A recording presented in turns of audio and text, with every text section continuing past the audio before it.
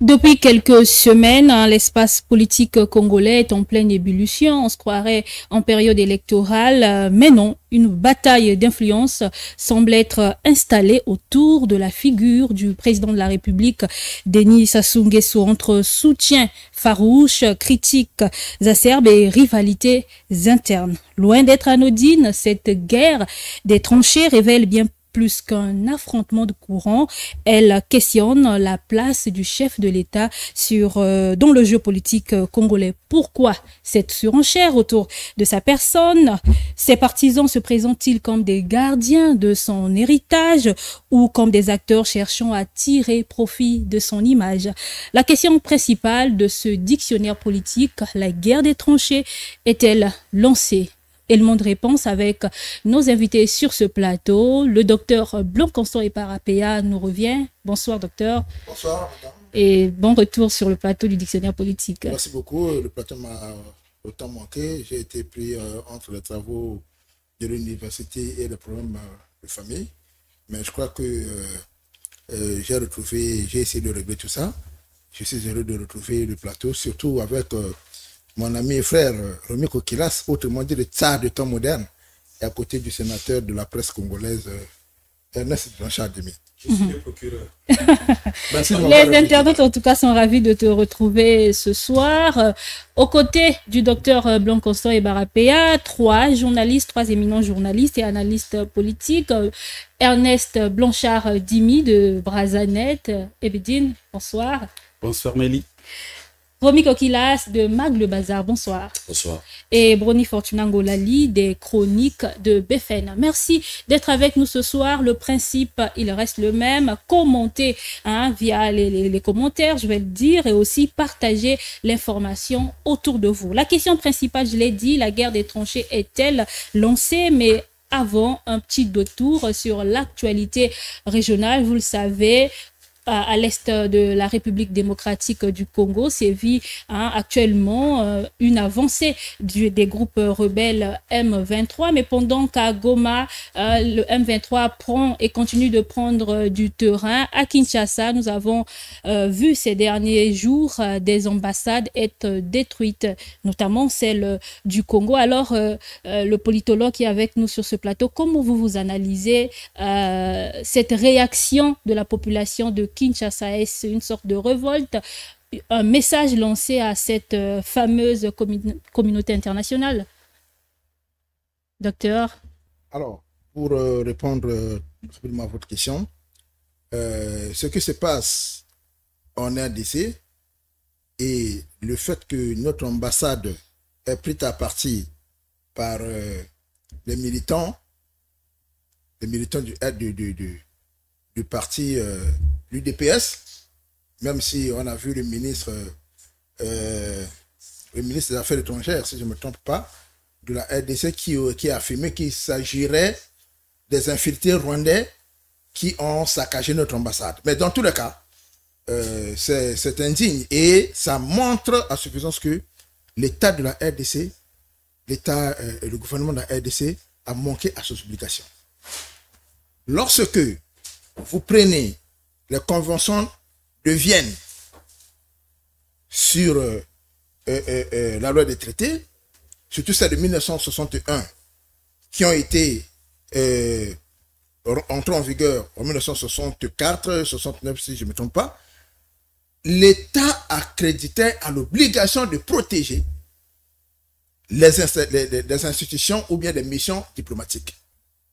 Et on a vu comment ces barbares qui ont envahi notre ambassade ne sont pas arrêtés là. Ils sont allés jusqu'à envahir la résidence de notre ambassadeur, qui sont des locaux des missions diplomatiques qui doivent être protégés selon la Convention de Vienne. Alors, cet état de fait, quelle que soit la raison qu'on peut donner,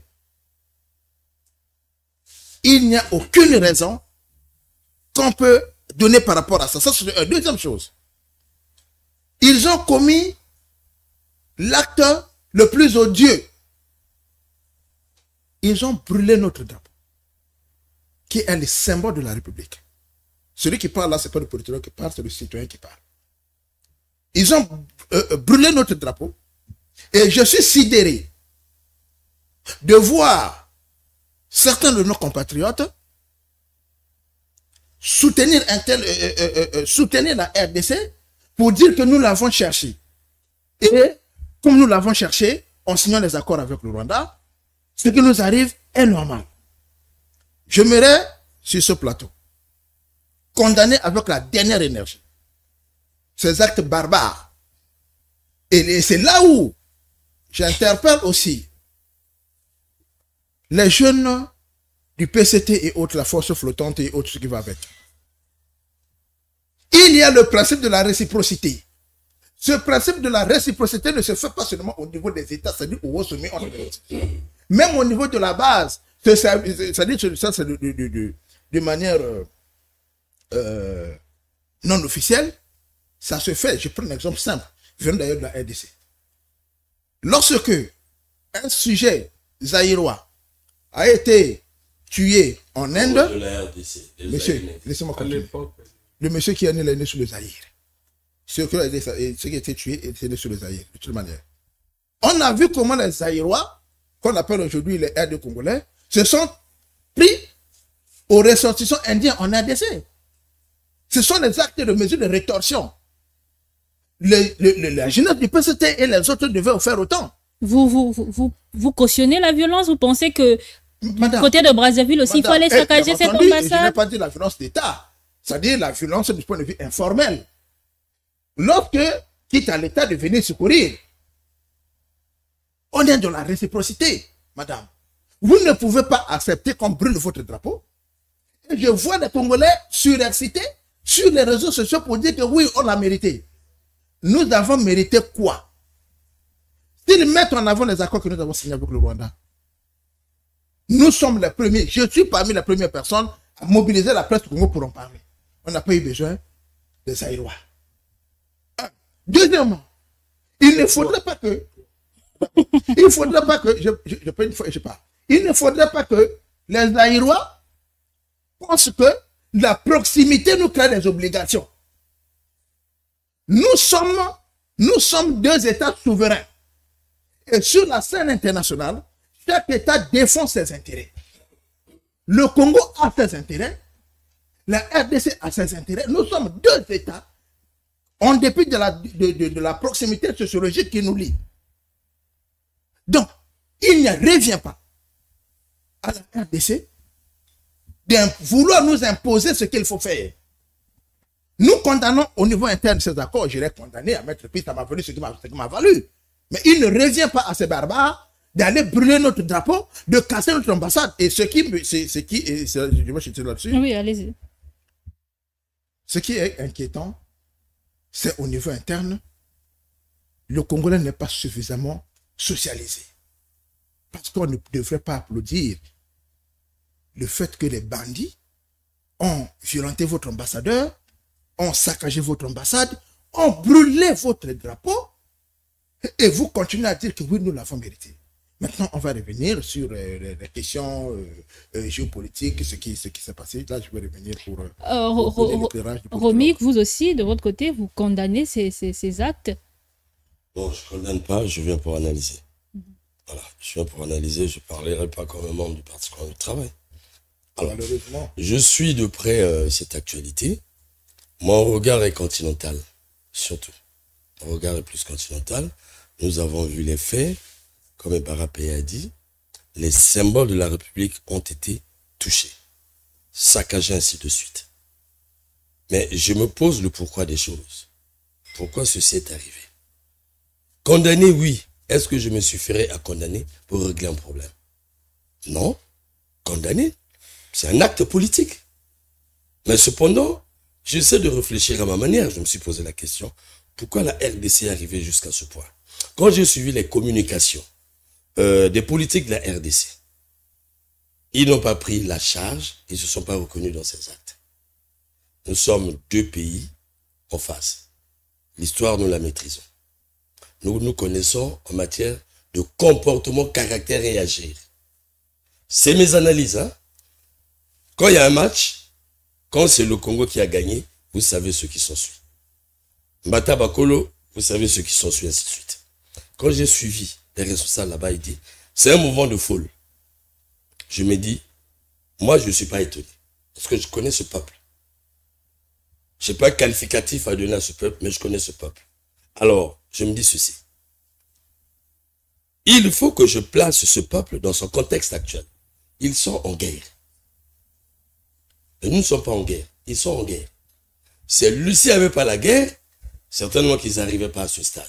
Ça, c'est les analyses que je fais. Cependant, vous avez un phénomène qui s'appelle Koulouna là-bas. Ils sont débordés avec.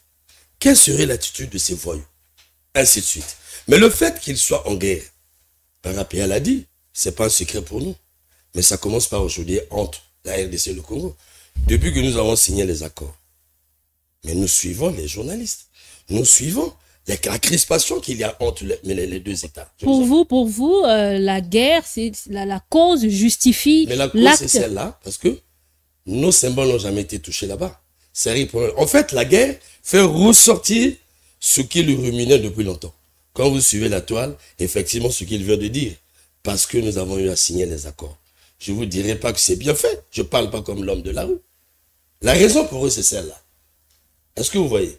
Lui, il a dit, nous sommes un pays libre, indépendant, ainsi de suite. Est-ce que le Bakinois peut comprendre ça? Déjà, avant la guerre, nous avons écouté ça.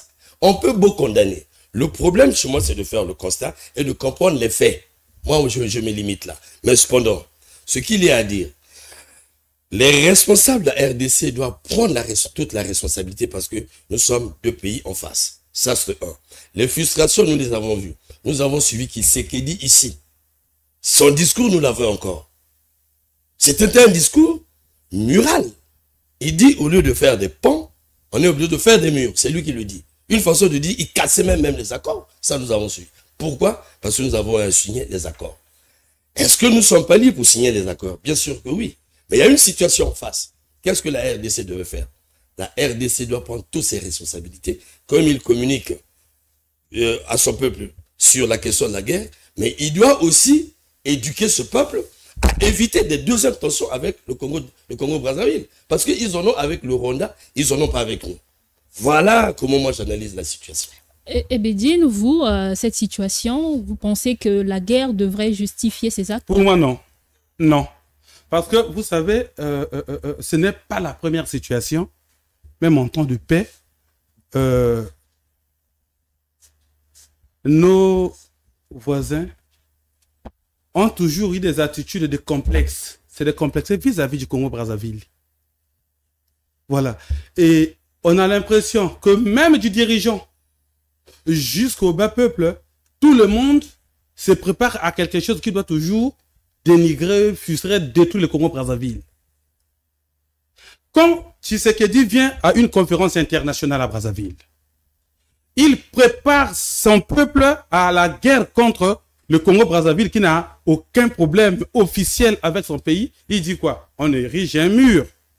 Il galvanise ses troupes pour qu'à la moindre situation, qu'on nous prenne pour cible. Ça ne peut pas être justifié par l'état de Koulouna ou l'émotion ou la situation de guerre. Non, la RDC a toujours nourri une haine vis-à-vis du Congo-Brazzaville. Oh, mais ça se dit pas aussi facilement. Quand vous avez parlé, vous avez parlé, on est sur le plateau, vous avez parlé, je n'ai pas intervenu. Laissez-moi parler. S'il vous plaît, on a une présentatrice. Oui. Voilà, si vous avez des intérêts que vous préservez là-bas. Non, on parle pas voilà, mais plutôt quand on arrive là. On ne tombe pas dans ce piège, voilà, pas des intérêts. Voilà. Mais laissez-moi parler. Mais pourquoi vous m'interdit de parler? Donc, moi, je défends mon point de vue. Je ne retire pas. Je ne retire pas. Je ne retire pas. Moi, je voudrais plutôt donner mon point de vue. Laissez-moi exprimer mon point de vue. Vous n'avez pas la police de débat ici. Voilà. Donc, moi, je voudrais dire que je ne retire pas, c'est mon mot. Je ne retire pas. C'est ton mot, voilà, je ne le retire pas. Voilà. Donc, moi, je voudrais plutôt dire, c'est pas à vous que je réponds à la présentatrice. Allez-y, voilà. Moi, je voudrais plutôt dire qu'il y a un complexe que les voisins ont développé. C'est comme si c'est le Congo-Brazzaville qui est à l'origine de ces malheurs. On a bien parlé de la proximité. On a bien parlé de culturel, politique et autres, même de l'histoire. On verrait à une certaine époque, dit-on, parti d'un même royaume. Mais on ne sait pas ce qu'il s'est passé avec nos voisins pour que ils croient qu'ils doivent coloniser le Congo. Et que nous devons nous apitoyer pour les situations qui leur arrivent. C'est comme si nous avons nos situations ici, eux, ils s'apitoient sur notre sort. Non. Les chrétiens disent le salut de l'âme individuelle. Nous avons nos situations. S'ils nous aident, tant mieux. Ils ont le leur, si on les aide aussi, tant mieux. Mais qu'ils ne trouvent pas de superficie à venir détruire notre ambassade, à venir détruire la résidence de l'ambassadeur, à venir brutaliser les diplomates pour dire que non, ils sont en guerre, non, c'est des incontrôlés, non. Le gouvernement savait qu'il y avait des menaces de manifestations le matin. Et il fallait prendre les précautions. Pourquoi la police n'avait pas pris les mesures? Moi, je suis allé à l'ambassade de la RDC ici à Brazzaville. J'ai même fait un post. Quand j'arrive, c'était pour faire une vidéo, pour démontrer que pendant que les barbares sont en train de saccager les diplomates, les ambassades chez eux, voilà comment les gens civilisés protègent même leur ambassade. Et les Congolais de Brazzaville n'ont pas de nature. Je ne sais pas. Où je quitte le plateau? Non, Pourquoi vous ne supportez pas la différence? Pourquoi vous ne supportez pas le point de vue de quelqu'un? Mais je ne vous comprends pas. C'est pas à vous que je parle à Mélie. Je réponds à la présentatrice de Romy. Qu'est-ce qu'il ne veut pas? Voilà. Donc laissez-moi chuter, vous aurez le temps, on va vous donner la parole. Pourquoi ça vous choque que je réponde? Mon Dieu, bon, parle. Non, allez-y, Jimmy. Allez jusqu'au bout de votre argument. Mais je ne peux pas continuer dans ce contexte. Allez au bout de votre argument. On réagit après. C'est un débat comme on peut échanger. Mais un débat, mais vous parlez, les autres sont calmes. Non, il y a un mot que je vous dis. Je vous dis. Mais vous aurez le temps d'ajouter quand on vous donnera la parole. Mais calme, pourquoi? Est-ce que vous avez la police de ce débat? Oh là, la deuxième fois que tu me le dis, c'est un débat. La violence qu'on a vécue dans les ambassades à Kinshasa ne se justifie pas. Goma, oui, il y a des problèmes là-bas. Et nous savons que l'État de la RDC, c'est un État qui a aussi des gouvernants, mais qui doivent savoir aussi prendre certaines précautions. Pourquoi chez nous, à Brazzaville, on a placé des BJ de la police devant l'ambassade de la RDC? C'est par précaution, tout en sachant que les peuples de Brazzaville ne sont pas si violents que le voisin d'en face. Voilà. Donc, le gouvernement avait l'obligation de prendre les précautions pour que ce qui est arrivé n'arrive pas. Et en plus, il ne s'excuse pas officiellement. Et puis, comme il trouve en face, le gouvernement de la RDC trouve en face un État, je crois en réalité des peureux. Le gouvernement n'est pas interpellé pour savoir ce qui se passe. L'ambassadeur de la RDC n'est pas convoqué pour qu'il nous dise ce qui s'est passé. Alors, le ministre des Affaires étrangères, on ne sait pas si on en a ici. Le dire, c'est pas un péché. On a brûlé l'ambassade, non. L'Assemblée ne parle pas. Le Sénat ne parle pas. Le ministre des Affaires étrangères ne peut pas. Bon, le gouvernement ne parle pas. Le président ne parle pas. Et le peuple se sent comment? Et vous voulez que le peuple fasse quoi? Donc, pour moi, on peut me dire, c'est comme une sorte de complexe d'infériorité des gens en réalité qui devraient régler leur compte entre eux, mais qui se tombent d'adversaire. L'adversaire de Kinshasa, c'est le M23, c'est pas le Congo-Brazzaville, c'est pas la Belgique. En tant que voisin, hein, ceux de la RDC voudraient que le Congo ait une position qui leur est favorable. Chacun défend ses intérêts. Brony, c'est une hypothèse. Brony Fortuna, est-ce que le Congo-Brazzaville devrait-il jouer un rôle dans ce conflit entre le Rwanda et la RDC? C'est pourquoi peut-être le peuple, hein, via ces violences qu'on ne pourrait pas justifier, exprime ce besoin. Moi, je vais d'abord ce que les autres ont dit tout à l'heure, hein, quand on a constaté que l'ambassade du Congo... Votre micro est-il... En RDC a été livré à une horde de vandales quand on a constaté ce déferlement de haine. Cette barbarie, ça il faut le noter, mais après il faut savoir que c'est un problème de maturité politique, un problème simplement culturel. Entre les deux Congos, il se passe quand même, on va dire, une sorte de complexe. Voilà, c'est ce complexe qui est né depuis des lustres. Hein, c'est pas toujours aujourd'hui où finalement nous n'avons pas toujours eu des très bons rapports. Mais on ne devrait pas arriver à ces actes barbares. Ce qui est déplorable, c'est que le gouvernement, donc RDCien, n'a pas réellement condamné ces actes comme tels. Et on a l'impression qu'il y a une sorte de complicité indirect entre donc le gouvernement et cette population qui est descendue. Pire encore, quand nous suivons leur vice-ministre, je crois, de l'Intérieur, cette dame-là qui donc indexe le Rwanda d'avoir infiltré les jeunes à Kinshasa pour aller vandaliser, détruire les ambassades. Et c'est là encore, vous voyez l'expression du mépris, cette expression d'orgueil vis-à-vis des pays qui ont été touchés. Et donc, moi, je pense que il s'agit réellement d'un problème de culture, un problème de maturité politique. Nous avons en face de nous, quand on parle de la politique, on sait que cette population n'est pas vraiment mature en termes sur le plan politique. Et en réalité, pour le respect des uns des autres, on ne pouvait pas arriver à ce niveau. Et ce qui encore est déplorable, c'est l'attitude, parce que moi, selon les informations que j'ai pu avoir, l'ambassadeur du Congo Brazzaville en RDC était surpris parce que tout se passe quand il est au Beach Ngobila pour recevoir un ministre qui allait en mission en RDC. Et donc, il se retrouve pendant plusieurs jours avec les mêmes habits, parce que non seulement que l'ambassade, donc son bureau était saccagé, mais aussi son domicile a été saccagé. Et donc, ces actes-là ne devraient pas passer inaperçu, surtout au niveau du Congo, passer sans réaction au niveau du Congo. Nous avons besoin, c'est vrai, la RDC traverse un moment très difficile, ce pays a besoin de soutien de tous, mais nous ne pouvons pas nous laisser aller dans ce sens-là où finalement, tout ce qui s'est passé, personne au niveau du Congo, comme disait Dimi, n'a levé la voix, ne s'est levé pour condamner ces actes barbares. Et donc, c'est des choses qu'il faut déplorer. Maintenant, quant aux relations que nous devons avoir avec la RDC ou avec d'autres pays, Ebarapéa l'a dit, nous n'avons pas un devoir vis-à-vis de la RDC. Nous ne devrons pas attendre la RDC, on va dire, une sorte d'instruction ou d'orientation pour savoir avec quel pays nous devons avoir des relations. Le problème se passe à ce niveau. Donc, le Congo est libre de nouer les relations diplomatiques avec n'importe quel pays et la RDC devrait le comprendre aujourd'hui.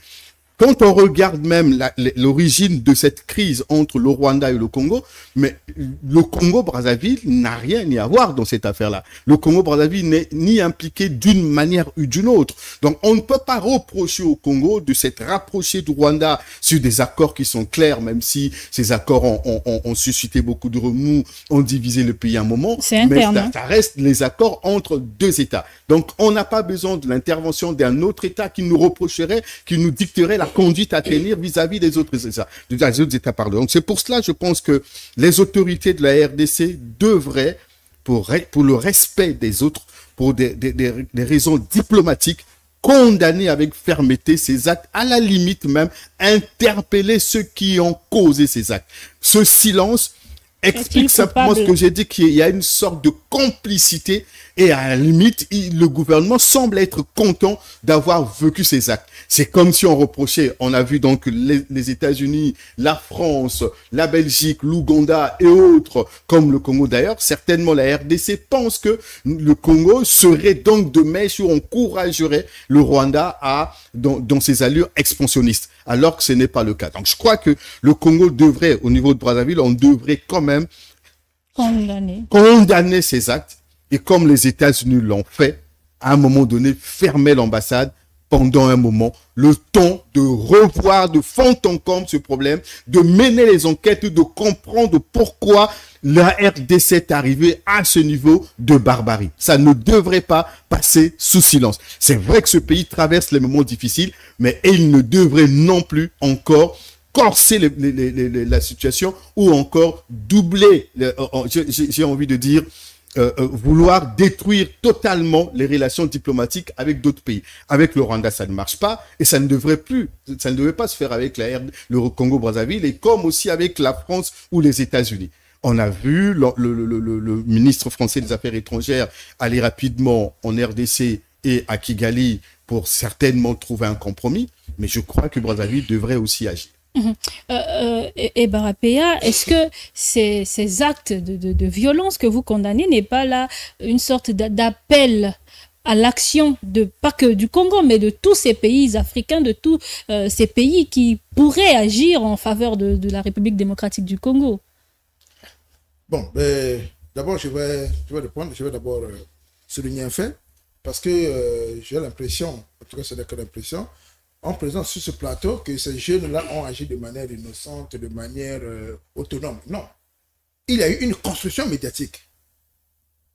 Il y a eu une construction médiatique et gouvernementale qui indexe le Congo. Regardez, comme vous allez voir à Kinshasa, il y a l'ambassade du Congo. Juste à quelques encablures, il y a l'ambassade du Cameroun qui est là. Pourquoi ils n'ont pas touché l'ambassade du Cameroun? Ils ont passé l'ambassade du Cameroun. Cette proximité que nous avons. D'accord. Deuxièmement, la proximité, ce n'est pas une prise en charge. Ce n'est pas une prise en charge. Nous ne sommes pas, nous sommes des États souverains. Il faut que les gens intègrent la notion de l'État, la notion des relations internationales, la notion des relations diplomatiques. Sur la scène internationale, chacun défend ses intérêts. Ça, c'est de un. Et on peut défendre des intérêts là d'une manière ou d'une autre. Je dis bien d'une manière ou d'une autre. On parle par tous les moyens. Je vais prendre un exemple simple. Aujourd'hui, moi, je livre le cacao au Cameroun. Et que le Cameroun a des choses là-bas, on doit sanctionner le Cameroun. Des sanctions économiques contre le Cameroun. Moi, si je vois des sanctions, je peux dire, bon, si vous voulez sanctionner le Cameroun, sanctionnez sur tout, mais moi, je mets les réserves sur le cacao. C'est normal. Parce que le cacao que je livre au Cameroun rapporte ceci. Donc, une fois de plus, les Aérois doivent comprendre que... Les Congolais. Doivent comprendre que nous ne sommes pas une province de la RDC. Et les autorités de ce pays n'ont pas présenté des excuses, même ici. C'est ce qui est curieux. C'est-à-dire que tout le monde sait, on ne comprend pas pourquoi. Quelle est cette faiblesse que nous avons vis-à-vis d'eux? La guerre, c'est eux-mêmes qui ont fait venir l'AFDEL chez eux. Les Kabila, tout ce monde-là, c'est eux-mêmes qui les ont fait venir. Nous avons vu les Bizemakara, Rwandais de son État, ministre des Affaires étrangères en RDC. C'est le Congo qui l'a fait. Nous avons vu James Kaberé. La seule personne à avoir été chef d'état-major dans deux pays. Il était chef d'état-major au Rwanda, chef d'état-major au Congo. Est-ce que c'est nous qui avons demandé cela? Non. Donc, il faudrait que nous nous apprenions à être sauvages comme eux sur des mesures de rétorsion. On nous fait comme ça, nous sommes faits. Même si le gouvernement reste là-bas, au niveau des populations, les leaders d'opinion ont joué. Non, vous appelez à la violence. La violence par la violence. Non, on ne répond pas à la violence par la violence.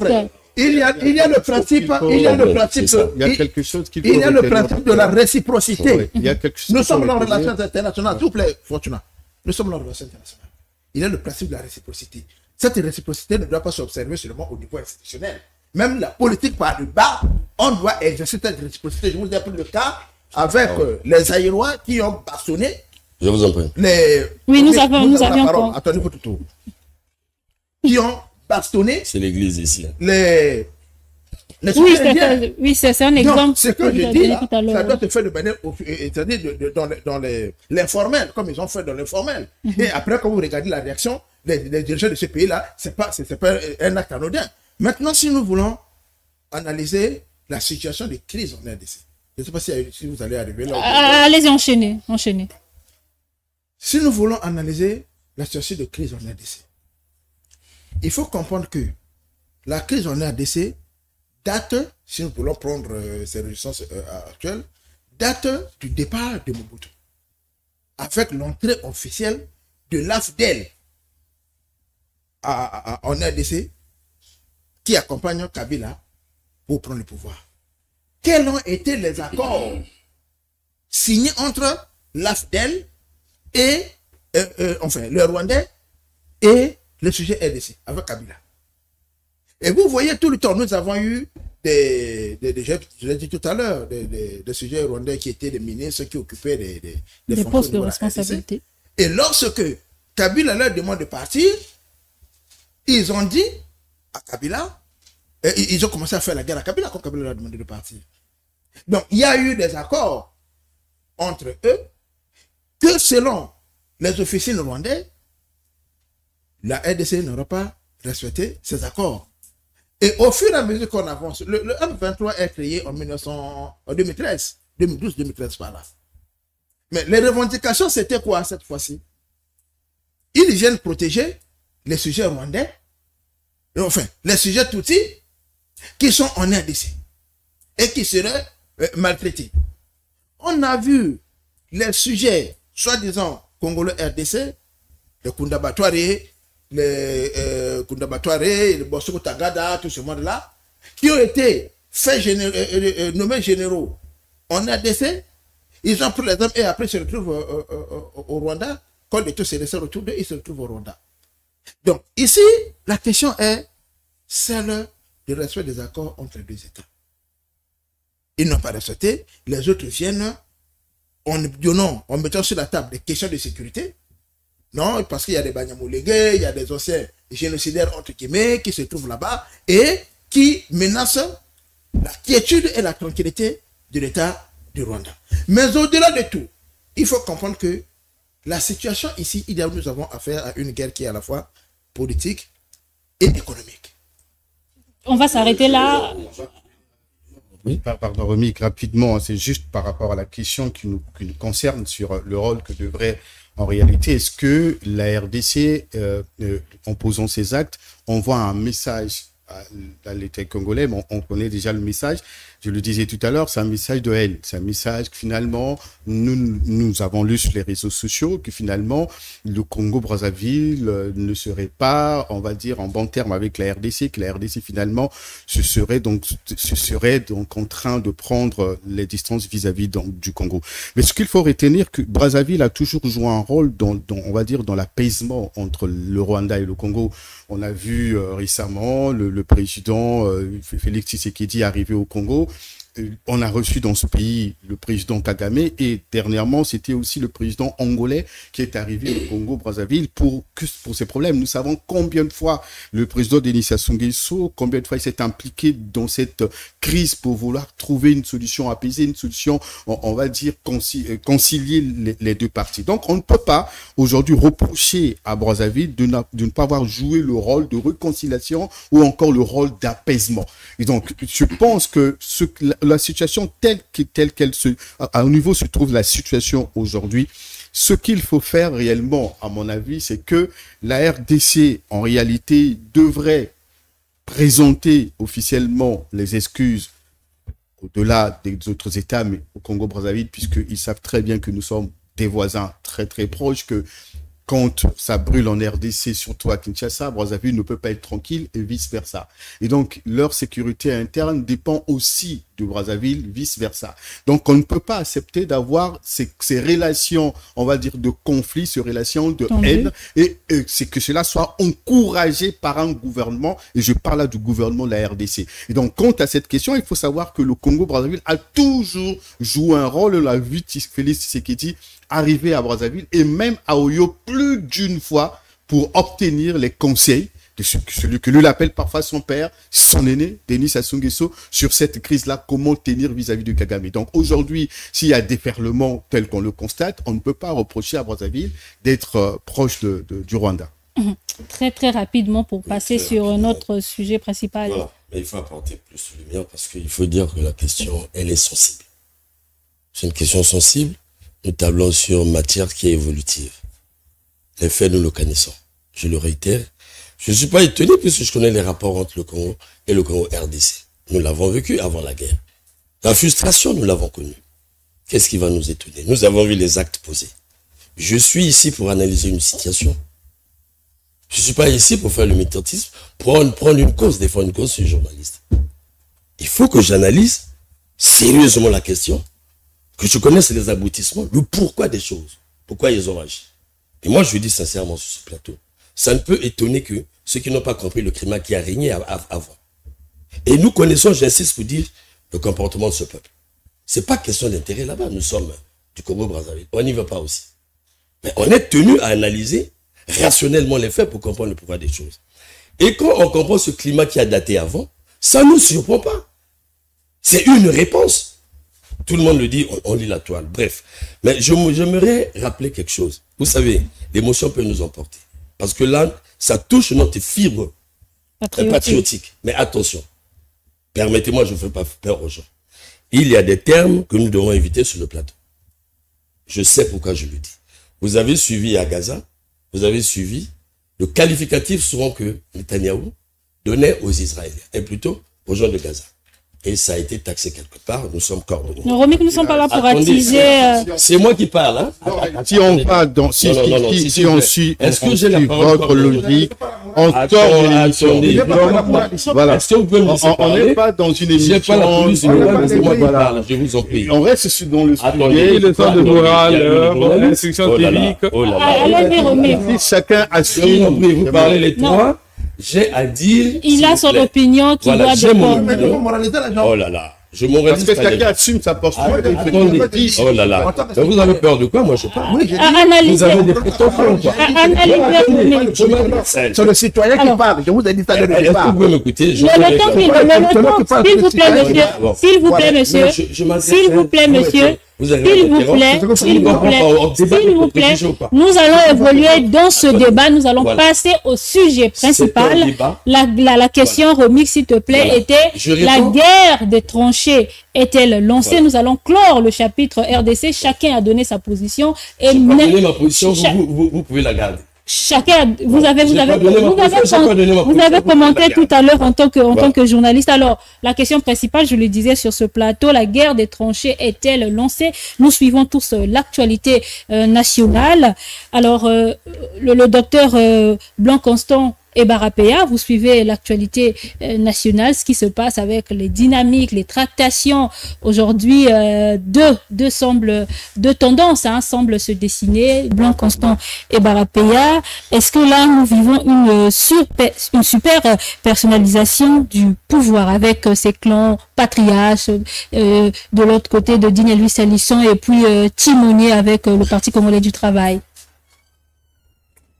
Bon, merci. Normalement, je ne m'ingère pas dans les histoires des personnes qui sont déjà retrouvées sans caleçon.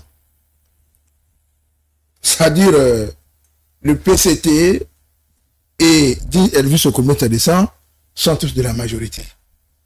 Ils défendent le président de la République. Bon, c'est des gens qui sont déjà retrouvés sans caleçon, qui se connaissent. Mais, pour revenir donc à l'analyse, je dois dire que cela ne me surprend pas. Pourquoi? Nous sommes en plein mercato politique. Nous sommes en plein mercato politique. Et que l'élection, c'est à quelques mois. L'on sait que après les élections, il y a la distribution et la redistribution des prébendes et des positions de pouvoir. On ne devrait donc pas s'étonner du fait que vous voyez les acteurs politiques, chacun de son côté, travailler pour attirer l'attention ou le regard du président ou bien de leur champion. Alors, en réalité, c'est pas une question qui devrait surprendre les gens. Quand vous regardez Digne Okombi, c'est un habitué de dynamique. Vous vous en souvenez, il y a eu Ponekolo. Après Ponekolo, il y a eu une autre dynamique qui était liée à l'intégration, à l'emploi des jeunes. Et après, là, nous avons vu qu'il devient avec la figure du patriarche. Et vous aussi vous en souvenir que lorsque Digne Okomé Tadessan arrive au gouvernement, il avait convoqué la majorité en Pila, où il demandait déjà la redéfinition de la restructuration de la majorité en Pila. Troisième chose, lorsque Digne Okomé Tadessan est au gouvernement, il a eu des dynamiques où il parlait, par exemple, bousculant le code.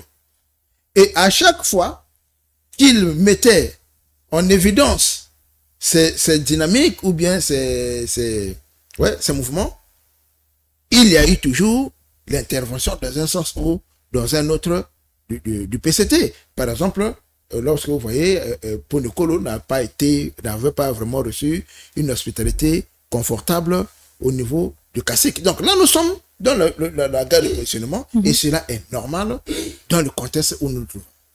Romy Kokilas, pourquoi cette concentration sinon d'attention autour de la personne du président de la République? Parce que ce soit le timonier ou encore le patriarche, il s'agit de la même personne. Pourquoi cette concentration sur sa personne? Bon, je réitère, moi je fais des analyses. Allez-y. Voilà. C'est une question que je suis depuis là. Ce tableau a été déclenché entre le PCT Guinée Cameroun. Ça ne fait que se répéter entre le Coran d'Igny Elvis au commissariat et l'autre. Au centre, il y a quoi?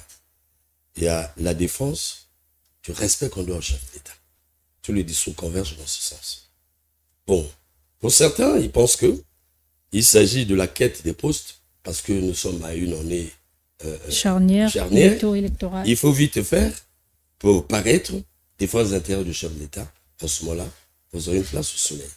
Ça, ce sont des arguments. Lesquels le disent? C'est pas eux-mêmes. C'est l'observateur de la vie nationale. Mais ce qui est vrai, et Elvis et le PCT, ce sont les maillons qui composent les appareils du chef de l'État. De l'autre côté, ce sont les opposants. Je me dis, ce sont des bonnes guerres. Alors, puisqu'il y aura certainement plusieurs candidats, certainement, hein, comme je le dis, il y aura d'autres candidats, quel message le Congo s'attend? À quel message la majorité s'attend? Puisque chaque opposant qui viendra, il aura à dire sur le chef d'État. C'est des bonnes guerres politiques. Et quel serait donc l'esprit du débat politique en la matière? Puisque chaque candidat qui viendra, il pointera non pas les partis de la majorité, il pointera le candidat, c'est-à-dire leur adversaire. C'est la question que nous, la presse, nous posons. Blanchard Dimi, est-ce que là, ces figures politiques sont-elles des simples soutiens du président de la République ou encore ce sont là des courtisans comme plusieurs observateurs le disent? Bon, le point de vue est libre. Nous le concédons, mais je suis de ceux qui croient que, au-delà des petits intérêts qui peuvent animer certains ou d'autres, je ne vois pas aujourd'hui de différence entre la posture du Parti congolais du travail derrière les timoniers et l'idéologie ou le phénomène qu'anime Digne Elvis Tchalisson Okombi en parlant du patriarche. Puisque quand nous voyons, tout se concentre sur un même produit. Les produits, c'est lequel? Les produits, c'est des scènes. Des scènes, c'est qui? C'est Denis Sassou Nguesso. On sait que officiellement, il n'est pas candidat, mais tout le monde qui observe la situation sait que il a déjà été dit candidat par ses soutiens. Et c'est vrai que nul ne sait ce qui peut se passer demain, mais les gens sachant aussi qu'ils ont un produit à vendre dans l'opinion par rapport aussi à d'autres. Les gens sachant aussi que la situation de 2026 à la présidentielle n'est pas celle de 2021 parce que les bilans pourraient avoir assez de zones qui ne pourront pas être trop défendues. Alors, il faut créer les conditions pour expliquer et pour rassembler au maximum les gens derrière leurs produits. Maintenant, puisque officiellement, vous suivez que le patriarche avait une activité le 5 février. Et quand vous suivez le point de presse, ils ont dit que après concertation avec les partenaires, on comprend qu'ils se sont concertés avec le Parti congolais du travail qui considère le 5 février comme sa date, comme son jour dans l'histoire. Alors, et ils se sont accordés pour que eux, le PCT donc, fasse avant et que les gens du patriarche fassent prochainement. Ils parlent du 9. Au-delà donc de ces petites caricatures qu'on peut voir de l'extérieur, mais je crois que le combat reste le même, c'est le produit Sassou, mais chacun peut avoir sa différence dans l'approche de le défendre et de le présenter au public. Brony Fortuna Ngolali, Sassou Nguesso, timonier, patriarche, ces surnoms, ces titres ont-ils une importance dans l'arène politique congolaise? Absolument, c'est du marketing. Il faut savoir que ça n'a pas commencé aujourd'hui. Hein. Il a été appelé Papa Bonheur dans le passé. Tchombe, c'est là. Tchombe, Vingeli, bâtisseur infatigable. Ce sont, on va dire, c'est de la communication politique, c'est du marketing, puisqu'il faut trouver le personnage qu'il faut pour le candidat. Comment le vendre à la population, comment le présenter à la population pendant les élections. Il y a un impact fort, il y a une symbolique assez forte dans ce code. C'est pas pour rien qu'il y a eu cette guéguerre, on va dire, entre PCT et Elvis Talisson. Simplement, pourquoi? Parce que au fond de cette guéguerre-là, c'est la dénomination, sinon cet adjectif de patriarche qui à un moment est venu comme soulever de la polémique, du débat autour de sa définition, sinon le sens à donner à ce mot patriarche. Alors finalement, ceux qui sont un peu plus proches du PCT pensent que finalement on ne peut pas aujourd'hui parler d'un chef d'État qui est en fonction, surtout à l'image d'Elie Sassou Nguesso, on ne peut pas le qualifier de patriarche parce qu'il y a une sorte de connotation péjorative, on va dire, dans cette appellation, alors que pour ceux qui ont bâti donc cette dénomination ou ont trouvé cet adjectif, c'est simplement pour dire finalement, nous avons encore besoin de ce sage, nous avons besoin de ce rassembleur, nous avons besoin de celui qui porte le développement du Congo. Donc, en réalité, ce sont des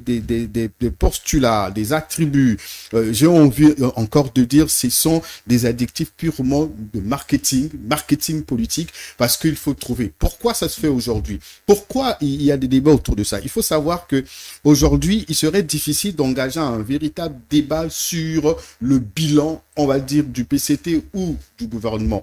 Et donc, comme on ne peut pas aller vraiment au fond dans le débat sur le bilan, puisqu'il y a eu les 12 batailles, on se souvient bien, il y a eu le projet de société, la marche vers le développement, et quand on regarde un peu la réalisation de ces projets, on se rend compte que ces projets n'ont pas été réellement réalisés comme il fallait. Et donc, on ne peut pas, le parti contre le travail ne peut pas s'hasarder à aller sur ce terrain, débattre du bilan. Qu'est-ce qu'il faut faire? Donc, il faut trouver d'autres stratégies de communication, il faut trouver d'autres schémas de communication pour ne pas glisser sur le terrain du bilan. Et qu'est-ce qu'il faut faire? Donc, il faut vouloir donner une autre image au président de la République, une autre vision, une nouvelle manière de voir les choses, une nouvelle personnalité peut-être. Et c'est pour cela qu'il y a eu ce débat patriarche-timoné. Sinon, au fond, ces deux camps ne se battent en réalité que pour un seul homme. Et on ne devrait pas en réalité avoir ces discussions. Mais si nous avons ces discussions, c'est parce qu'à un moment donné, est-ce qu'on veut lui donner cette image ou pas dans le contexte actuel? Allez-y, Romik.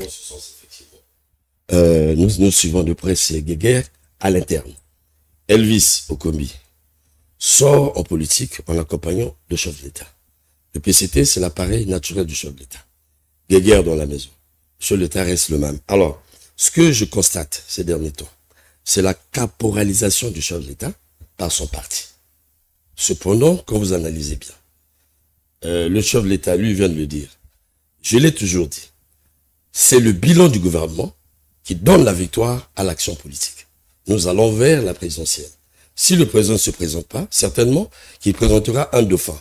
Mais ce dauphin va travailler par rapport à ce bilan. Donc, par rapport à cela, il faut qu'il y ait d'autres forces qui puissent converger autour du chef de l'État. D'ailleurs, qui a fait monter le président à la magistrature suprême? C'est pas le parti. Le parti n'est qu'un appareil de conquête. Mais c'est l'électorat. L'électorat, c'est qui? C'est le parti et le reste des populations. Mais lorsqu'on constate que on écoute les Congolais, on fait le sondage, nous le faisons, vous constatez que les Congolais sont dans des pleurs. Il faut que le politique s'arme le mieux.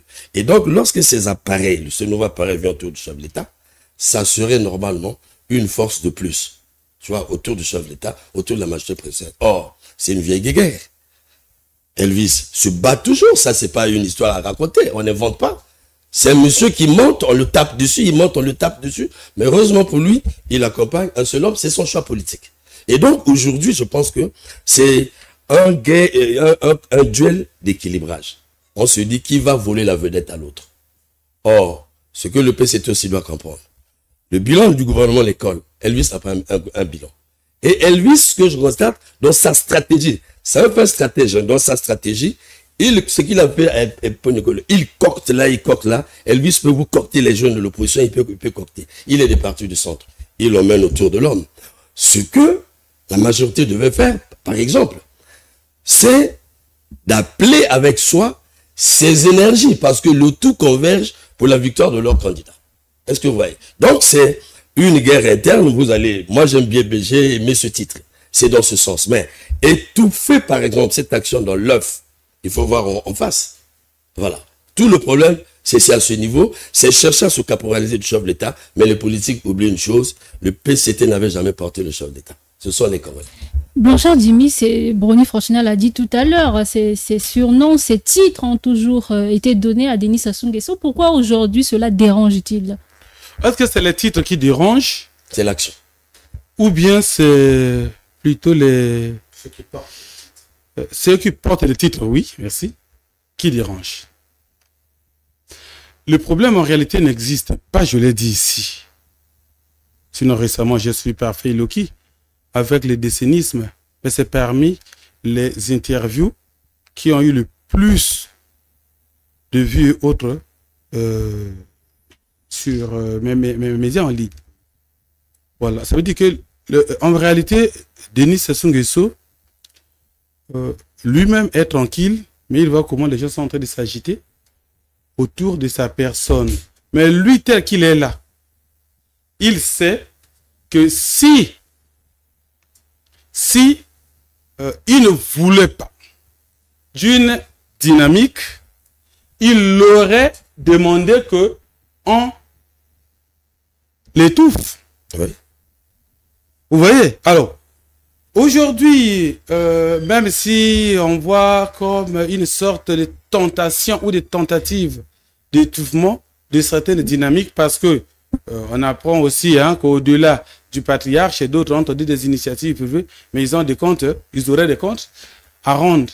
Alors, si c'était pas si vrai que ça, le président aurait dit non, j'ai mon parti, j'ai ma majorité présidentielle, j'ai ma force flottante congolaise. Bon, je prends l'expression chez l'autre, sinon, lui ne parle même plus de force montante. Il parle de force. Il parle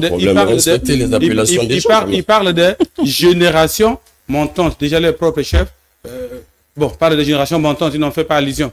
Donc, il n'appartient pas à moi de faire allusion à cela.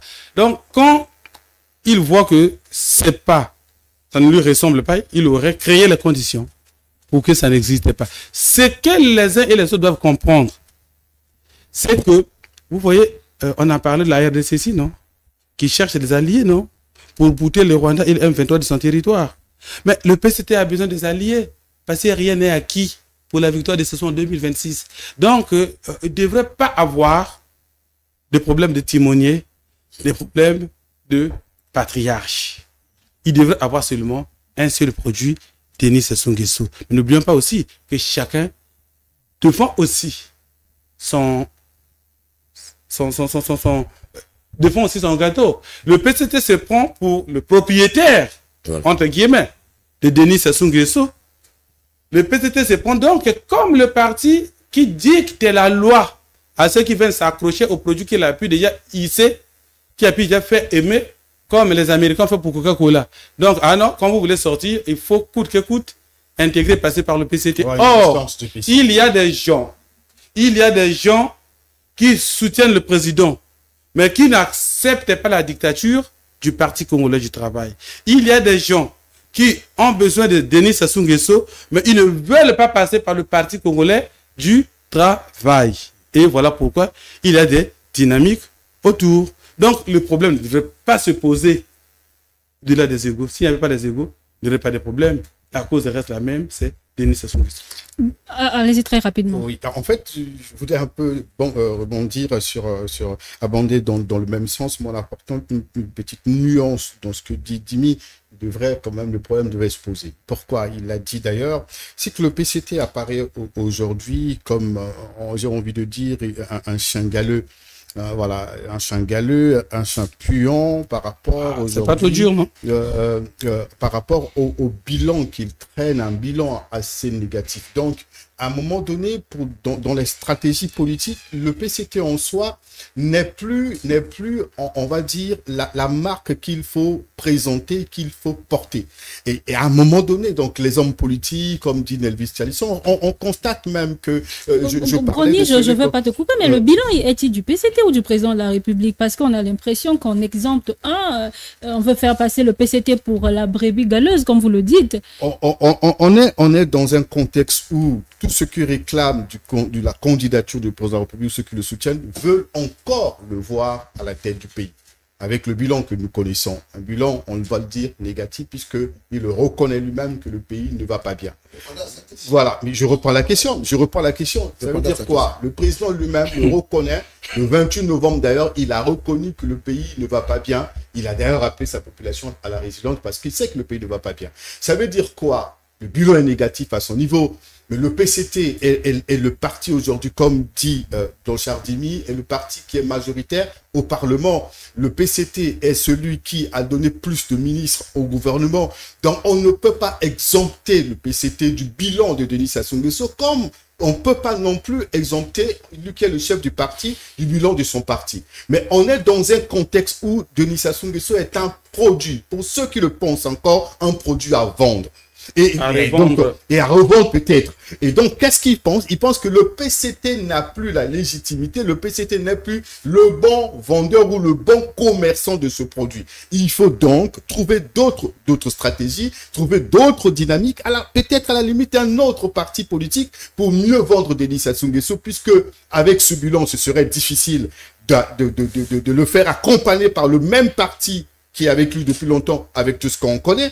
Il a un bilan négatif, donc c'est aussi le bilan du PCT. Donc il faut donc d'autres dynamiques. C'est pour cette raison, Nelvis Tchalisson et bien d'autres, je voulais parler de celui qui porte la dynamique Soso Yamboka, Ninongwamba par exemple, il est du PCT. Vous constaterez que sur ses effigies, sur ses affiches, c'est vrai qu'il y a le logo du PCT, mais il développe une autre dynamique pour mobiliser sa base pour 2026. C'est pour dire quoi? Au fond, il ne partage pas la démarche du parti, mais comme le parti domine surtout, le parti a une discipline, il faut suivre le parti, mais à un moment donné, on ne veut pas trop s'associer au parti de peur que même la base se dissocie de ces initiatives. Et je pense que c'est ce qui fait aujourd'hui que tous ceux qui aujourd'hui ont ces initiatives et tous ces jeunes qui appellent à gauche et à droite à la candidature du président de la République, qui devraient en réalité s'associer au PCT,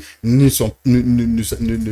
le fait pas. Et simplement parce qu'on pense que le PCT n'est plus le bon vendeur qu'il faut. Est-ce que c'est parce que le PCT n'est plus le bon vendeur ou simplement Ebarapéa parce qu'on a des intérêts personnels, on a un profit qu'on veut tirer? Merci. Alors, Jean-Patrice Lacam, un politologue français, a commis un article, je crois c'est qui est intitulé « Le politicien investisseur ». Et dans cet article « Politicien investisseur », l'auteur parle des ressources politiques. En réalité, l'homme politique, c'est un investisseur qui pose des actions en minimisant les coûts et en maximisant les gains. Le PCT, quand j'entends sur ce plateau dire que le PCT veut s'accaparer le chef de l'État, le PCT n'a pas besoin de s'accaparer le chef de l'État avec quelqu'un. Le chef de l'État est membre du PCT. C'est le vrai président du comité central, même si actuellement il s'est mis en retrait, et vous voyez que nous avons un secrétaire général. Président par intérim. On dit bien par intérim parce que le titulaire est provisoirement occupé. Puisqu'il doit être au-dessus de la mêlée. Je suis d'accord. En position d'incompatibilité. Alors, si nous prenons que cet élément-là, comment on peut dire que le Parti congolais du travail s'accapare le chef de l'État? Deuxièmement, la politique est liée au symbole. Nous avons la figure du président Denis Sassou Nguesso qui, selon les imaginaires ou au regard des imaginaires, est associé à une journée qu'on appelle Le 5 février. 5 février. Donc, il serait quand même inconcevable, je mets inconcevable entre guillemets, que le Parti congolais du travail laisse cette journée qui commémore l'arrivée au tabouret suprême du président de la République il y a une quarantaine d'années à une autre entrepreneur politique, quand on sait que les actes politiques génèrent les prébendes. Alors, l'autre élément qu'il y a à évoquer ici, c'est que le PCT, c'est une entreprise politique. Et le PCT, c'est un parti, bien que d'avant-garde, mais c'est un parti qui s'inscrit ou qui est censé s'inscrire dans les dynamiques des partis de masse. Or, lorsqu'un parti s'inscrit dans cette dynamique de partis de masse, l'élément fondamental, c'est la mobilisation. C'est pourquoi vous allez voir que lorsque le président de la République, en 2016, a remporté l'élection avec 67 ou 65%, devant le PCT, c'était un échec. Parce que dans les partis de masse, on vise les scores qu'on peut appeler entre guillemets stadiniens, parce que dans le fond, on revendique la mobilisation, donc la légitimité populaire. La légitimité populaire. Alors, à partir de ce moment, le PCT doit tout faire pour conserver non seulement la figure tutélaire de son produit, et que s'il y a des gens qui doivent faire de la sous-traitance, ou bien des gens qui doivent vendre le même produit, doivent passer par la sous-traitance politique. C'est pourquoi vous allez voir en 2011, le PCT a dit, tous ceux qui se revendiquent du président Denis Sassou Nguesso doivent rentrer au PCT. Et on a vu dans cette configuration, les partis... tout ce monde-là... Non, ça après. Je parle d'abord de partis. Les accords, là. Ça, c'est après. Les partis qui se sont fondus dans Ça, le nous, PCT. on a parlé... Oui. Et nous avons vu que la APC, beaucoup de partis, se sont fondus... Voilà, sont fondus dans le Parti congolais du travail. Donc, aujourd'hui, la question que vous voyez qui est sur la table, où il y a de ceux qui évoquent le patriarche et d'autres le timonier, en réalité, c'est une lutte pour la mobilisation ou le contrôle de l'espace autour de la figure présidentielle. Mais lorsque on dit que le président n'est plus un produit à revendre pour le PCT, c'est le même, si c'était l'argument tient, mais c'est le même aussi pour ceux qui se détachent du PCT. Puisque certains d'entre eux ont été au gouvernement. C'est pourquoi lorsque les gens... Non, c'est la question que le journaliste m'a posée. La journaliste m'a posée. Je vous en prie. Allez-y. Fini. Non, allez-y. Non, allez-y. Parce qu'il prend trop du temps. Voilà, il prend trop du temps. Vous prenez le temps. Voilà, mais ça va, on n'est pas vous exposer là. À toi.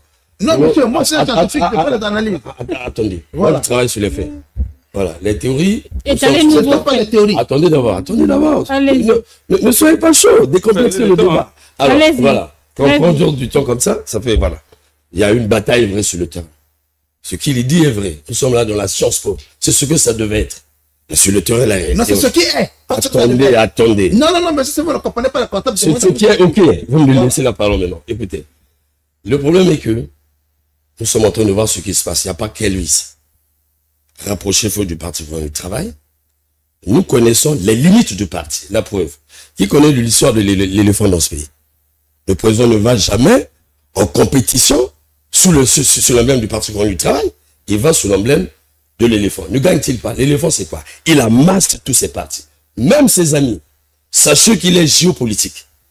Le président Sassou joue avec beaucoup de force. Le parti est là, mais il crée toujours des forces à côté. Didi l'a dit. Vous avez déjà écouté le président dire « j'ai pas besoin de ces forces ». Je réitère que le bilan du gouvernement pose problème sur le Parti du travail. Et ça, nous discutons avec les membres du parti. Alors, est-ce une disgrâce que le président ou le candidat de la majorité puisse avoir plus de force? En fait, le problème, c'est lequel? Les gens ont peur que certains jeunes volent la vedette. Lorsque le PCT un jour va appeler à avaler tous ces partis, mais c'est dangereux en démocratie. Les jeunes qui arrivent, ils ont de la pulsion politique. Ils ont un rêve aussi pour le pays. Ils s'alignent derrière l'homme pour dire nous l'accompagnons. Après lui, certainement nous serons des carriéristes. Mais les gens comme, permettez-moi, puisque c'est avec Elvis. Vous voyez le potentiel d'Elvis? Elvis, c'est un monstre. J'assume ce que je dis. Vous le tuez, il se réveille sur une autre. Les gens sont suivis de cette dynamique. Vous ne pouvez pas étouffer la vision d'Elvis. Vous ne pouvez pas étouffer le génie politique qui est en lui. On a vu comment on a failli l'étouffer. Alors, je pense qu'aujourd'hui, il n'est pas question que le PCT, je dis bien, caporalise le chef de l'État. S'ils arrivent à le faire comme vous fédérez tous les partis, alors le chef de l'État peut être surpris. Mais lui-même, il a compris. Il est allé chercher l'éléphant qui a pris des gens au nord jusqu'au sud pour gagner souvent ces batailles. Et ça, pour le PCT, j'entends les autres dire, mais comment il peut aller au-delà du parti? Il ne va pas sous l'emblème. Ça, c'est un. Mais soyons concrets, la bataille est dans la maison, c'est une bataille d'intérêt. Les classiques, les vieux, les anciens, ont peur de la montée de la jeunesse. C'est une guerre de génération. C'est une guerre générationnelle en politique. Mais vous allez constater, les jeunes politiques aujourd'hui, ils ont la fibre, ils ont la vocation. Et quand quelqu'un a la vocation... Vous vous tranchez de leur côté, apparemment. Non, je ne tranche pas, c'est vérifié. Les anciens ont fait leur temps. Ils ont des bilans. Aujourd'hui, les jeunes n'ont pas des bilans. Ils ont amené les jeunes en politique. Mais il y a des jeunes qui n'ont pas emmené en politique, mais qui ont jailli, comme les Elvis, comme... je peux vous citer les jeunes dans le pays. Vous avez Elvis, vous avez Dave Mafoula. Vous avez des jeunes qui sont sortis comme ça. Donc, on a une classe politique qui manque, qui fait peur. Il faut aussi faire l'enquête, hein. Voilà. Pour savoir s'ils sont réellement sortis comme ça. Non. Si vous en savez, vous pouvez dire. Donc, je vous dis. Tout politique, le président est sorti des mains des Guadeloupe. Mais entre-temps, je vous en prie, s'il a parvenu, c'est qu'au départ, il a le talent politique. C'est ça qui l'a emmené à arriver à ce point. C'est comme ça qu'on lit les hommes politiques. Donc, aujourd'hui, le problème se pose pas à ce niveau. Plutôt, il faut dire ceci, qu'on n'étouffe pas la jeunesse. Si le PCT veut aller loin, qu'ils n'étouffent pas la jeunesse. Je l'ai dit tantôt ici. Quel serait le message du PCT lors de la campagne présidentielle? C'est la question. Jimmy voulait rebondir tout à l'heure sur ce que disait Moi, je voulais Romy. rebondir par rapport à la situation ou à l'expérience qu'on est en train de voir avec le Parti congolais du travail vis-à-vis des énergies montantes ou des générations montantes, comme le dit ce qui devait être leur président du comité central, Denis Sassou Nguesso. Qu'est-ce qu'il y a? Vous voyez que même au PCT, les jeunes qui sont là-bas sont en quelque sorte étouffés. Ils sont étouffés, ils n'ont pas les mains libres, ils n'ont pas la parole libre. Alors qu'ils ont le PCT, pour moi, en dehors du fait qu'il y a le paratisage des incompétents du point de vue politique et des fils les enfants parrainés à gauche à qui on a donné le mouvement de jeunesse de ce parti. Mais il y a aussi le fait que si la force montante congolaise, par exemple, ne monte pas, comme ça devrait être, c'est le fait qu'elle est étouffée par les éléphants ou les dinosaures du Parti congolais du travail qui ne veulent pas qu'on parle de ces énergies renouvelables. Politiquement. Voilà. Donc, c'est ça. Et le problème ne s'arrête pas là. Ça veut dire quoi? Tu ne veux pas que ton enfant sorte dans le quartier. Qui veut qu'on sache que voilà, c'est toi au nom de qui tous les enfants doivent parler. Tous les enfants doivent parler. Mais sauf que tu ne veux pas aussi que l'enfant du voisin te dépasse. C'est ça le problème qui se pose aujourd'hui. Elvis n'est pas un produit pur du PCT. Non. Voilà. Il sort avec des dynamiques, mais ça fait comme une certaine panique. Moi, je dis ceci. Supposons, s'il y avait réellement envie qu'on coalise des énergies, que les gens du président surtout coalisent des énergies autour de leur chef. Voilà. Le 5 février, dès lors que le patriarche avait pris le palais de Congo ou le boulevard Alphonse Daoul, le PCT aurait pour le stade de Kintele, ça serait aussi le 5 février. Donc, ces petites analyses-là qui montrent quand même qu'il y a comme une certaine sorte de guéguerre, mais guéguerre civilisée, guéguerre un peu en cachette, et avec un peu de peur. Ah, comme le gars là, il a trop de gens. Est-ce que si on va à l'affrontement, on va tenir? Vous savez, en 2009, nous avons vécu un fait avec la naissance de l'INP. L'Initiative populaire pour la paix, c'est une dynamique qui soutenait Sassou. Pourquoi cette dynamique est née? Elle est née du fait que le RMP selon certains, ne mobilisaient pas ou n'attiraient pas. Voilà. Et il y avait des gens qui pouvaient s'exprimer bien pour Sassou, mais qui n'avaient pas l'espace qu'ils voulaient au niveau du RMP. Alors, ils ont créé l'INP. Mais cette création de l'INP a créé des problèmes. Le RMP a tout fait. On se souvient, c'est un groupe qui était, je crois, le secrétaire général du PCT ou de l'IG ou quelque chose comme ça, qui a pris une note qui dit que tous les gars du PCT qui sont là-bas doivent quitter. Et donc, on fait les analyses selon lesquelles, qui se sont interrogés, si Mvouba n'avait pas un agenda caché, dès lors que eux, ils sont tous en train de militer pour la même cause. Ta maison peut prendre un incendie. Comment peux-tu chasser quelqu'un qui t'emmène un bidon d'eau? C'est que tu veux brûler la maison. Donc, c'est qu'on peut dire, si le PCT ne fait pas bien sortir les bonnes stratégies, on peut croire que le PCT, alors, ne veut pas que les autres énergies viennent à côté pour sauver le président qui peut être sauvé par tout le monde. Et lui-même, il le sait. Et non pas par le PCT parce que le PCT, c'est un groupe d'individus déjà à une moralité, à une forme de pensée déjà connue. Mais il y a d'autres qui acceptent certains éléments qui viennent de l'extérieur pour donner un peu de masse au président Sassou. Voilà. Et je répète, le président Sassou n'est pas un otage du Parti congolais du travail. Voilà. C'est un produit des Congolais, c'est un bien commun. Donc, quelqu'un peut créer une dynamique et réunir à ses côtés, ça ne peut frustrer personne. Moi, je m'oppose un peu, je m'oppose à ce que disait le docteur tout à l'heure, docteur Blanc-Coste-Varapéa sur l'image du PCT. Je peux prendre deux exemples à peu près pour vous montrer que le PCT est en panne d'initiative en tant que parti politique. Déjà, vous allez vous rendre compte qu'il a un programme, un calendrier à peu près mécanique. On sait que chaque année, à telle date, à tel mois, il y a la réunion du bureau politique, il y a la réunion du bureau central, vous avez le 31 décembre, le 18 mars. Et le PCT depuis pratiquement avec à la tête Pierre Moussa, fonctionne un peu mécaniquement de cette manière. Donc c'est un parti aujourd'hui qui est en panne d'initiative parce que on ne pouvait pas aujourd'hui attendre que un autre leader politique du centre comme Jean Elvis Salisson lance une initiative pour que le PCT sorte de son silence. Ça peut être un hasard de calendrier, simplement. Mais après, nous avons comme les enquêtes jusqu'à ce que le patriarche soit dévoilé officiellement. Nous n'avions pas un programme officiel du Parti congolais du travail. Et c'est quand Jean Elvis Salisson lance son initiative que nous avons constaté le PCT bondir sur cette occasion, surtout sur cette date-là. Alors que on devrait, comme dit Dimi, assister à d'autres initiatives liées à cette date-là. Nous sommes aujourd'hui à un an des élections, on constate que quoi? Qu'est-ce que même le mouvement des jeunes de cette jeunesse du PCT, on constate qu'il fonctionne autour de restructuration de sa restructuration, les élections à gauche et à droite, qui doit prendre la tête de tel département. C'est la ville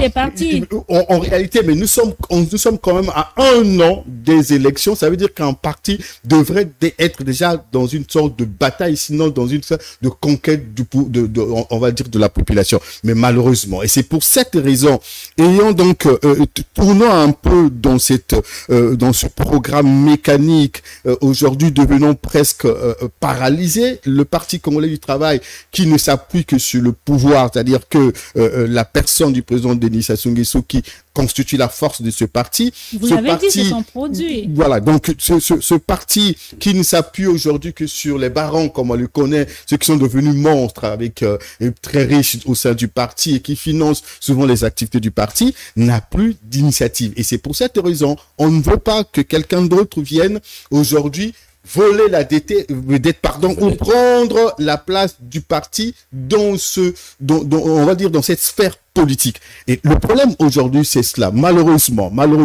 mais on ne peut pas aujourd'hui empêcher, comme disent les autres, à d'autres leaders du parti. Mais il faut savoir déjà que celles et ceux qui financent ces dynamiques sont du PCT. Sont du PCT. Sont du PCT.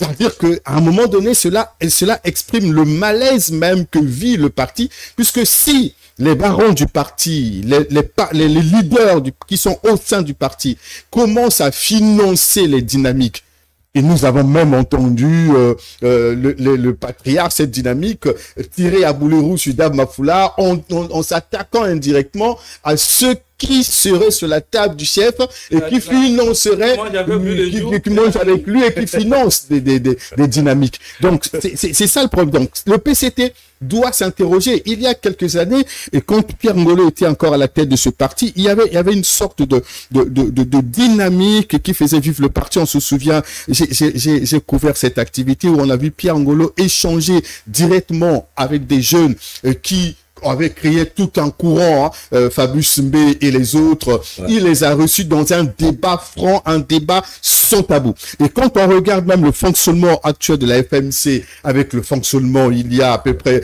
5 ans ou plus, on se rend compte finalement que le parti n'est plus le même depuis quelque temps. Donc le parti a perdu ce dynamisme. Et c'est pour cette raison que le PCT veut un peu surfer sur toutes ces occasions qu'on constate pour vivre. Et puis le grand risque que le PCT prend, parce que quand vous venez, ce n'est pas non plus le tribunal ici, hein, on n'est pas là aussi pour tirer sur le PCT. Qui a tiré sur le PCT?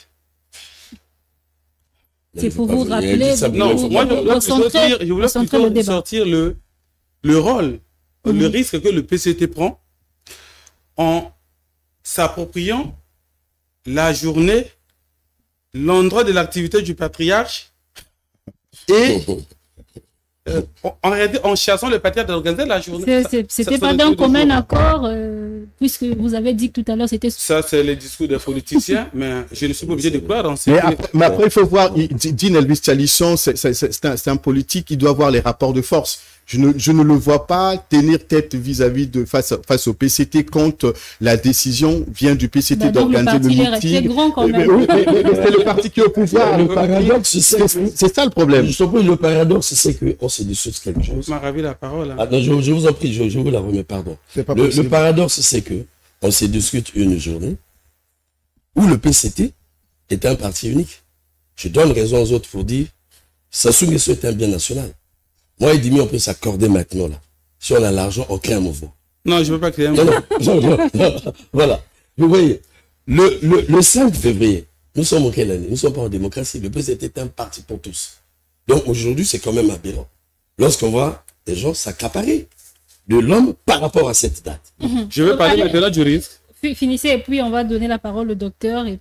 Voilà. Le risque que je dis que le PCT a pris, c'est d'avoir pris l'endroit où les patriarches devraient organiser ces histoires. 2, d'avoir ravi aussi les jours. Alors, le risque, c'est quoi? C'est que les gens du patriarche vont voir ce que le PCT va faire. Si le PCT mobilise 1000 personnes, ils vont mobiliser 15 000. Ça soit l'opinion diront, oh, voilà, donc le PCT parle pour rien, comme on dit dans une mobilisation cette fois-ci. Comme on dit dans une chanson de Patience Dabani, tu fais le ngunda pour rien. Donc c'était un risque, il fallait laisser les uns d'un côté, les autres de l'autre. Ah bah ouais. Et avec les systèmes de communication actuels, on voit réellement qui mobilise autour de Sassou. Et PCT a pris un risque et l'histoire va juger. Blanc Conseil Barapéa. Bon, je pense que... C'est quoi la question? Ta conclusion? La question. Ta conclusion. Non, la question aujourd'hui, c'est aussi celle de savoir si finalement le président de la République, puisqu'on parle de dynamique à gauche, dynamique à droite, ça sous-produit, est-ce qu'il est devenu un fonds de commerce? Merci. Je crains que je sois entouré du patriarche. Oui, je vais recevoir des coups de boutoir. Personne ne l'est ici. Hein, oui. Personne. Bien sûr. Personne alors, ne l'est ici. Soyez serein. N'oubliez pas la population. Soyez serein, monsieur. Voilà. Bon. Regardez. La politique, l'autre l'a dit, c'est une question de rapport de force. Ça, c'est le 1. N'oubliez pas que, même au sein d'un parti politique, il y a le lutte d'influence, le lutte de positionnement pour le monopole, de la parole autorisée. Donc, le chef de l'État tel qu'il est là, il est membre du PCT. Le PCT ne peut pas laisser la moindre escarmouche aux autres. Quelqu'un a dit ça après l'équipe d'escarmouche. Hein? Moi, j'ai fait des analyses qui sont claires.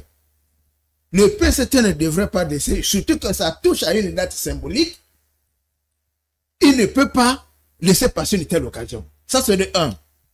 Mais c'est tellement cet endroit-là. De 2. Il y a des symboles. Je vous ai parlé du symbole. La politique, c'est le symbole. Le 5 février 79 seront pas poto-poto. Et je vais pour célébrer. Est-ce que le 5 février... Est-ce que le 5 février 69 qui a eu lieu, 79, ça fait combien? Qui a eu lieu au rond-point de Poté-Poté, monsieur, calmez-vous à deux. Je sais que je connais les... Bon, voilà. Est-ce que l'espace du rond-point Poté-Poté aujourd'hui est en mesure de contenir des populations, ou bien le nombre de militants, ou bien des Congolais, puisqu'ils vont aller certainement au-delà du passé, oui. Du PCT, est-ce que ça sera en mesure d'accueillir le nombre d'invités qui seront là? Je ne sais pas. Mais toujours est-il que lorsque dans ce pays il y a des mobilisations grandioses, ça se fait au boulevard. Donc je pense que c'est cet élément-là. Mais d'autant plus que il y a ce qu'on appelle les FOP en sciences politiques, c'est des fenêtres d'opportunité politique. Faut retenir, hein?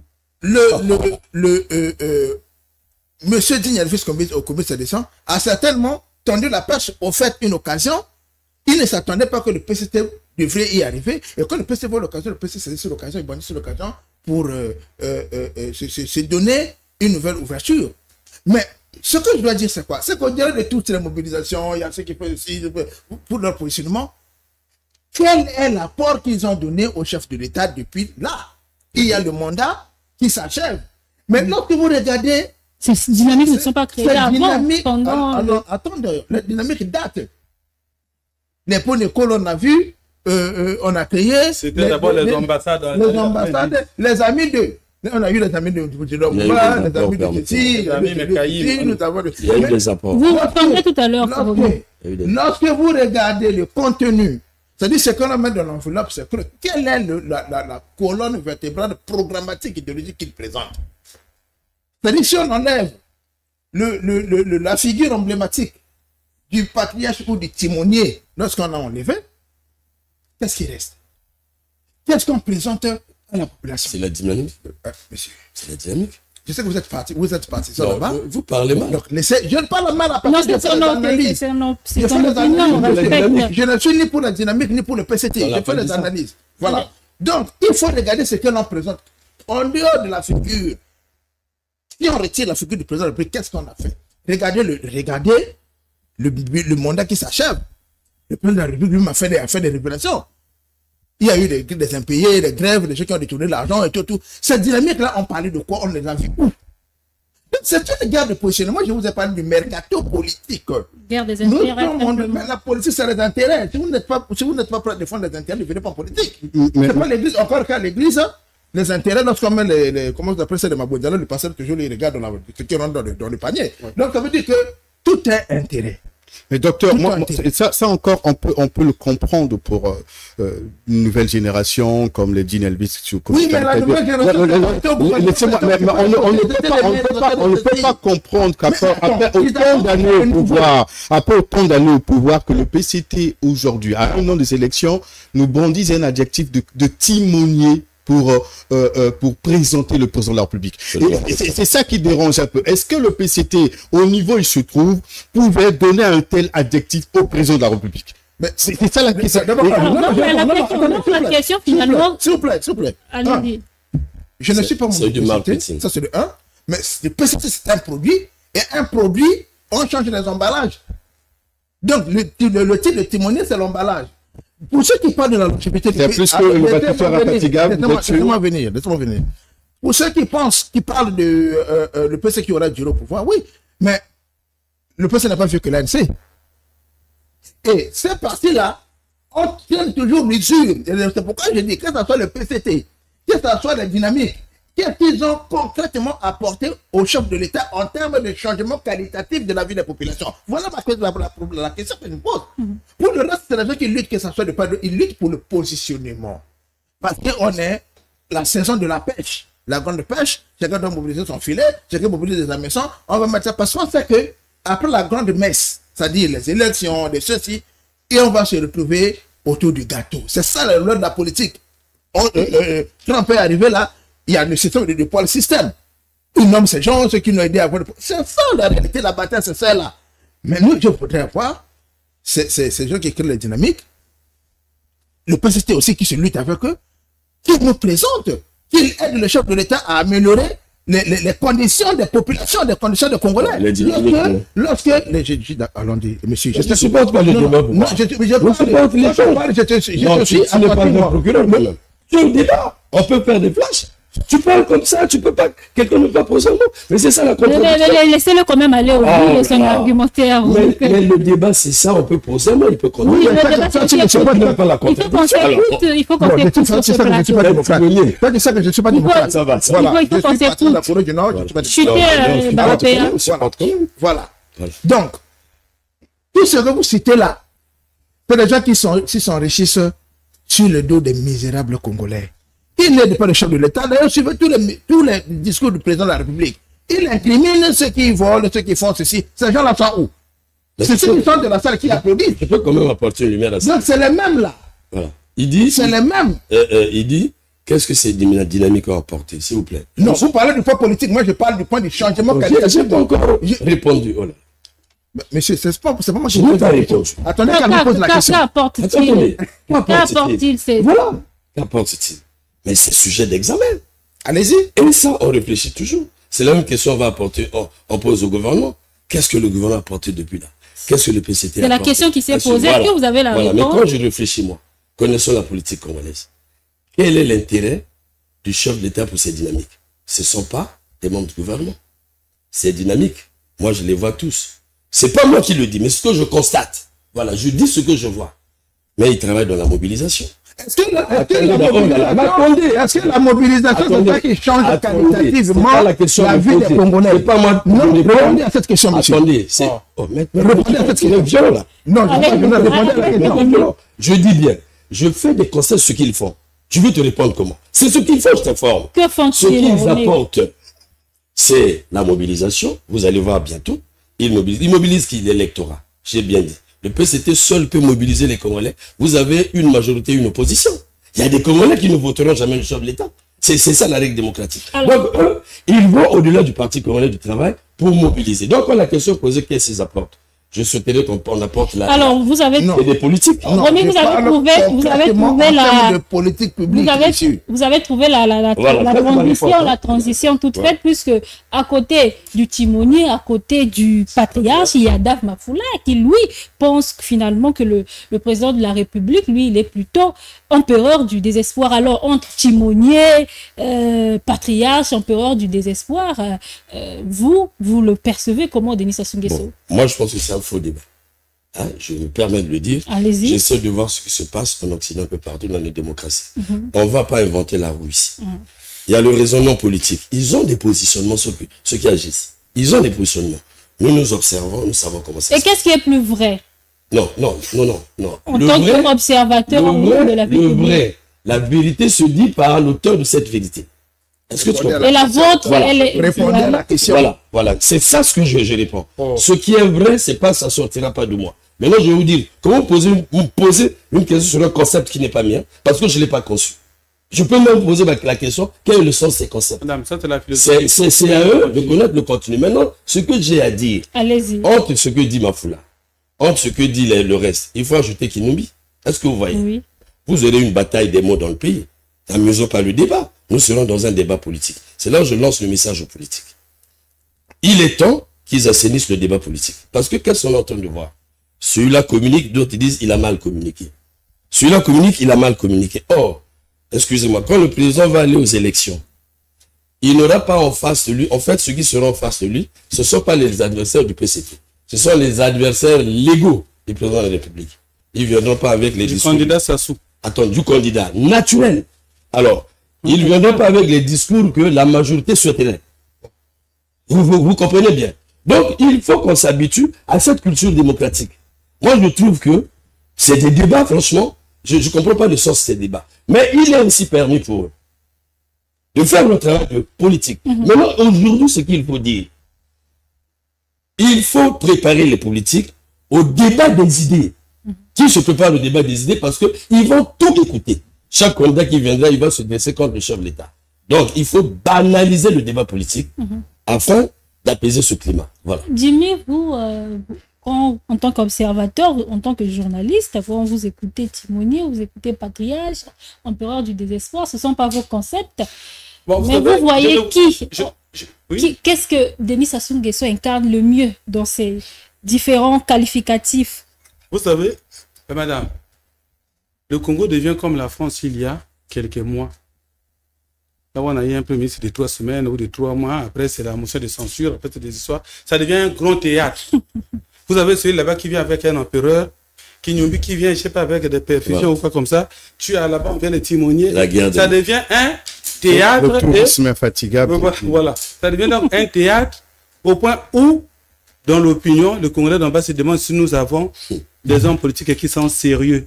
On se demande qu'ils comprennent d'abord qu'ils creusent le quart de leur crédibilité. Ils sont en train de jouer la carte de leur personnalité. Vous savez, s'il y a quelqu'un qui dit parfois ces choses de manière crue vis-à-vis de la presse, c'est Colline Makosso.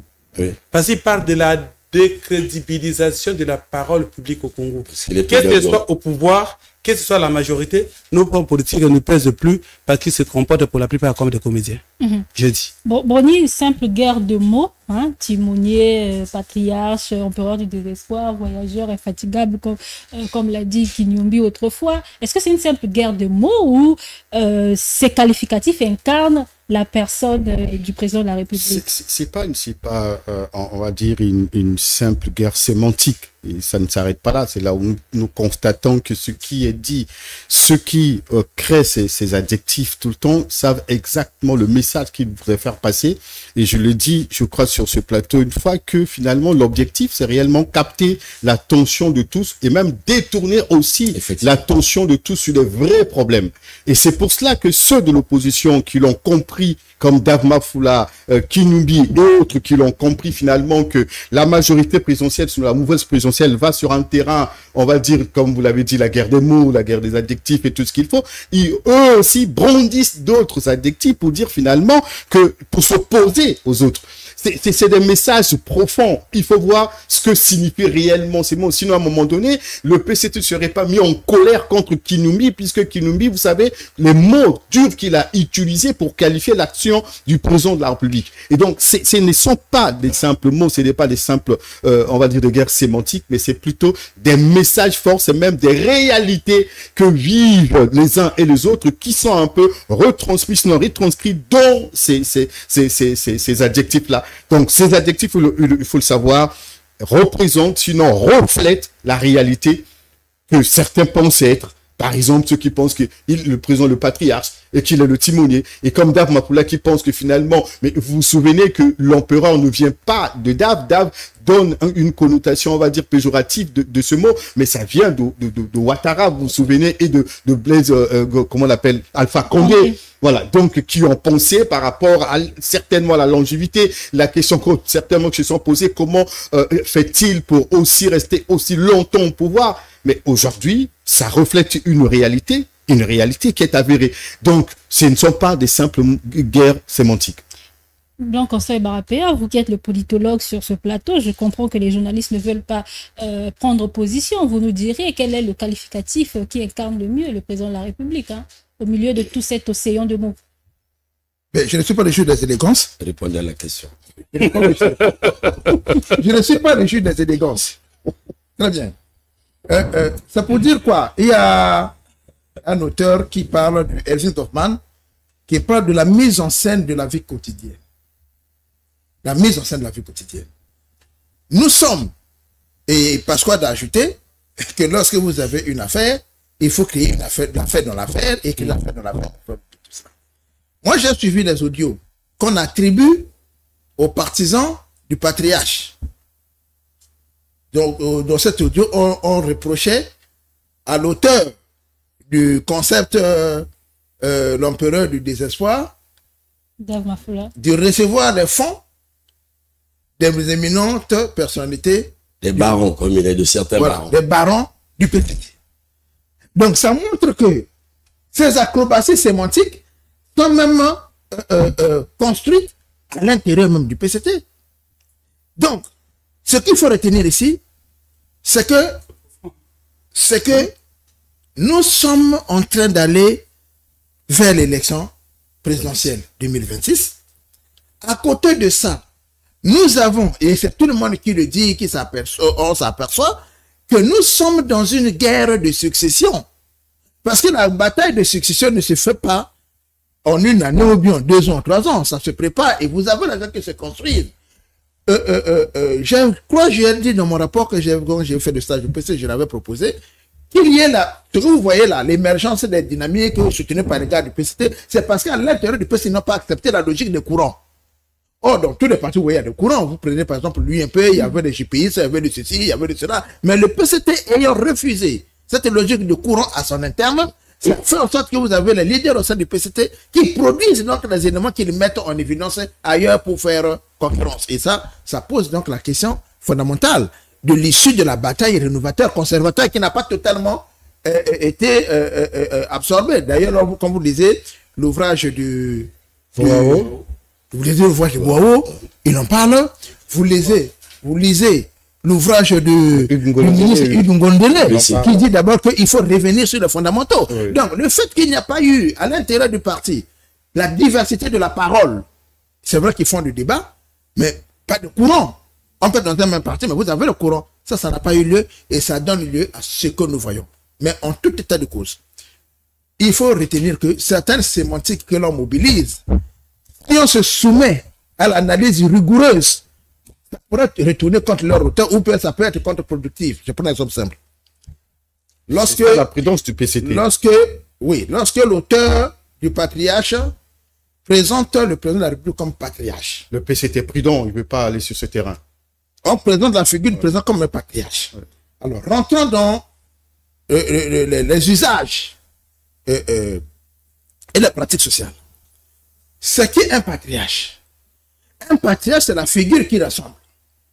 Un patriarche, c'est la figure autour de laquelle toutes les énergies se convergent. Mais un patriarche, si on le prend dans cette configuration, le patriarche ne doit pas aller en compétition avec ses enfants, c'est tout ce qui va avec, puisqu'on a présenté le président comme le patriarche de la nation. Comment est-ce que l'élection du président qui a le patriarche veut aller se battre, discuter le positionnement? Allez, c'est intéressant, vous aurez le temps. Avec comment vous appelez, les enfants.